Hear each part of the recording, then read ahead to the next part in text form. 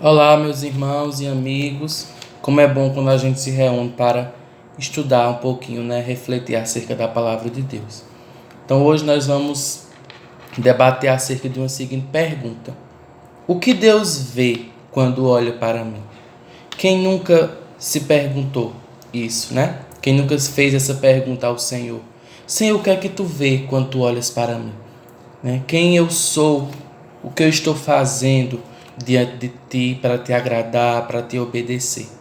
Sabemos que somos pequenos, falhos, pecadores, né? Cheios de erros e defeitos, porque em pecado fomos concebidos e somos descendentes, né, de Adão e Eva.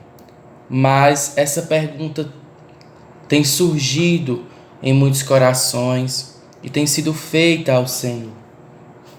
O que Deus vê quando olha para mim? E para algumas pessoas, essa pergunta é recorrente, não só uma, duas, mas várias vezes. E aí surge aquela inquietude: Senhor, o que eu sou? O que o Senhor vê quando olha para mim? Né? E a gente sabe que Deus conhece todas as coisas, nada é novo debaixo do sol para Deus, porque Ele é conhecedor de todas as coisas. Até a partícula menor que existe não sai do seu lugar sem que o Senhor permita. Né? Nós sabemos que existem pessoas que têm várias habilidades: costurar, cozinhar, né? Realizar malabarismo e etc. E sabemos também que tem pessoas que possuem características no falar que se destacam melhor que outras, né? Pessoas que esbanjam beleza mais do que outras, pessoas que têm destaques e privilégios, mas diante de Deus isso nada importa, porque Deus conhece os nossos corações. Ele quer o que realmente nós somos. Lá em 1 Samuel 16:7, parte B, diz: porque o Senhor não vê como vê o homem. O homem, ele vê o que está diante dos olhos, mas o Senhor olha para o coração. Então Deus nos conhece internamente, e é isso realmente que importa, não é verdade? Se Deus se importasse com essas qualificações de destaque que o ser humano possa ter, quem seria melhor? Quem seria perfeito? Não é verdade? Mas não é por aí. Não é assim que ele faz. A palavra de Deus é recheada de exemplos de pessoas pequenas, impuras, transgressoras, e que Deus faz com que sejam homens e mulheres tementes, grandes, que possuam um ministério aí diante do Senhor. O que realmente importa diante de Deus? Deus olha para o viúvo, para a viúva, para o pobre, para o órfão, para o fraco. Então vamos nos perguntar novamente: e em mim, o que Deus vê? Pergunte ao Senhor: Senhor, o que tu vê em mim? Antes mesmo de entendermos ou de começarmos a compreender uma resposta, diante dos nossos olhos, podemos ver através do semblante o que nos caracteriza como filhos de Deus, né? Porque do ponto de vista de Deus, nós sabemos que ninguém é perfeito. A palavra de Deus nos garante que não há uma pessoa justa na terra, nenhuma sequer. Isso está na Bíblia, né? Se a gente for lá para Apocalipse capítulo 5, nós vamos ver que ninguém é achado digno diante de Deus. Só Jesus, que é perfeito, o Cordeiro de Deus sem defeito algum. Lá em Filipenses 2 também a Bíblia relata que Jesus recebeu o nome que está acima de todo nome, acima de toda autoridade. Ninguém é como ele, jamais. Ele é perfeito, ele é o padrão, né? Jesus é o melhor de todos, na linguagem, nas habilidades, na sabedoria, no entendimento, no conhecimento. Não tem como comparar algo perfeito com algo imperfeito, não é verdade? Ele é o mais belo de todos. E aí chegamos à seguinte conclusão: somos pequenos diante de um Deus grande, né? Que é eterno, que é padrão, que é Jesus. E agora a pergunta volta à tona. O que Deus vê em nós? Se somos tão pequenos, tão cheios de defeitos, de erros, o que realmente importa diante de Deus? Talvez a gente esteja se perguntando, diante de tantas curiosidades feitas a Jesus, se Jesus estivesse passeando aqui nos nossos dias, poderia ser uma dessas perguntas feitas a Ele: Senhor, o que tu vê em mim? Mas podemos fazer mesmo sem vê-lo pessoalmente, porque vemos pela fé. Contemplamos o Senhor no íntimo, no lugar secreto. Como é maravilhoso poder descobrir, através desse relacionamento, dessa intimidade, encontrar essas respostas em Jesus. Se olharmos para Ele, vamos encontrar nele o padrão, porque Ele é a resposta. Ele é quem realmente devemos considerar como o maior, como o exemplo a ser seguido. E nós vemos na Bíblia também exemplos de homens da fé, heróis da fé, que se destacaram como pessoas que caminharam com Cristo. E eles eram apenas homens, né? Com fraquezas, com defeitos iguais a nós.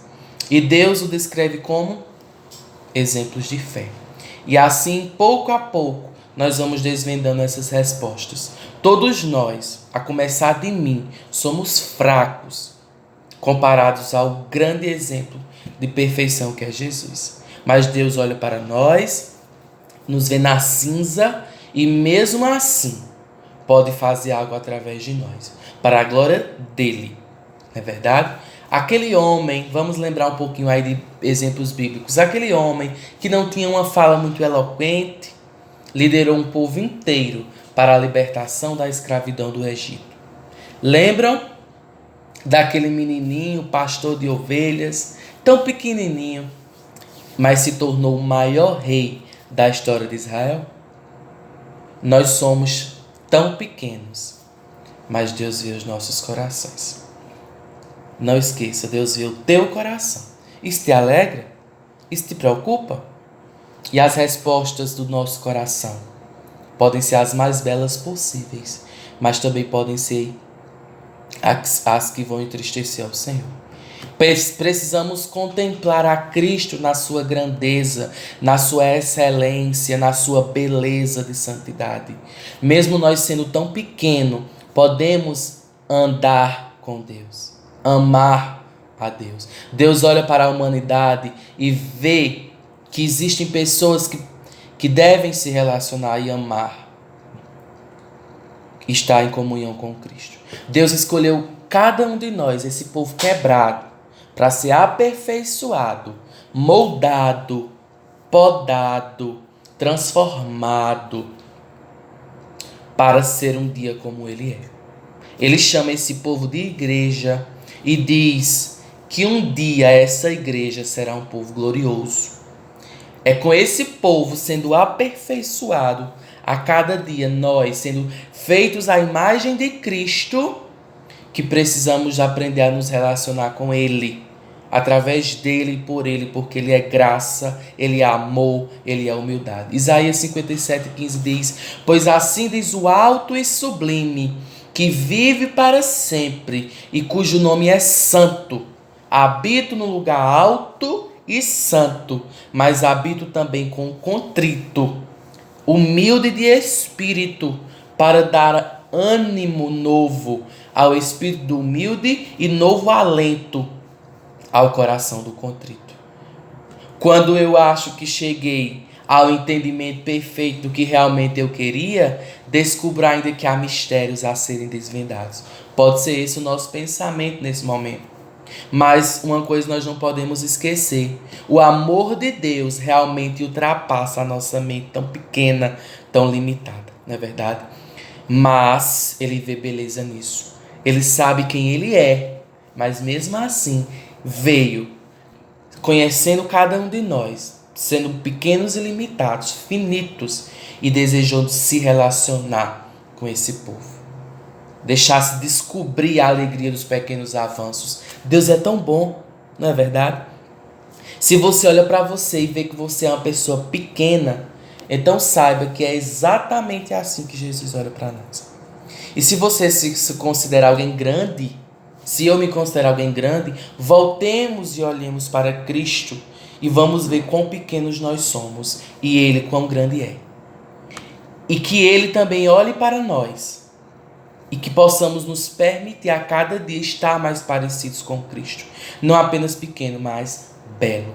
Que nós somos feitos à imagem e semelhança de Cristo, a sua igreja. 1 João 3, 2 e 3 diz: Amados, agora somos filhos de Deus e ainda não se manifestou o que havemos de ser. Mas sabemos que quando Ele se manifestar, seremos semelhantes a Ele, pois o veremos como Ele é. Todo aquele que nele tem esta esperança purifica-se a si mesmo, assim como ele é puro. Que Deus te abençoe e que Deus nos conduza a ser mais parecidos com Ele. Senhor, quem sou eu? Como tu me vês?